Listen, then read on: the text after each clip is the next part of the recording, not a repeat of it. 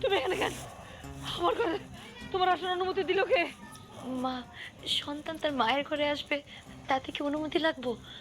আর আপনার এত অসুখ, আমি কি সেবা না করে থাকতে পারি? তোমার সেবার আমার কোনো দরকার নেই। তুমি আসার পর আমার সংসারের সুখ শান্তি সব চলে গেছে। মা, আপনি এভাবে কথাটা বলতে পারলেন? আপনি বলেন, আমি কি করলে আপনার বাড়ির সুখ শান্তি ফিরাইব? তুমি চলে গেলে, তুমি এবারে ছেড়ে চলে গেলে সুখ শান্তি ফিরে আইব। আমার ছেলের যখন আবার বিয়ে করাবো সব ঠিকঠাক হয়ে যাবে। তুমি যাও। মা, আমার কি চলে যাওয়ার কোনো জায়গা আছে? আমি তো আপনার কাছে কোনো অধিকার চাই নাই।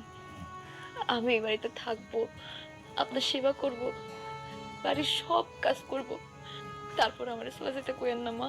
আমি এত কিছু জানি না, তুমি আমার চোখের সামনে থেকে যাও। তুমি তুমি আমার কত বড় ক্ষতি করছো সেটা তুমি জানো? আমরা না জানায় বিয়ে করছি, আমরা অন্যায় করছি মা।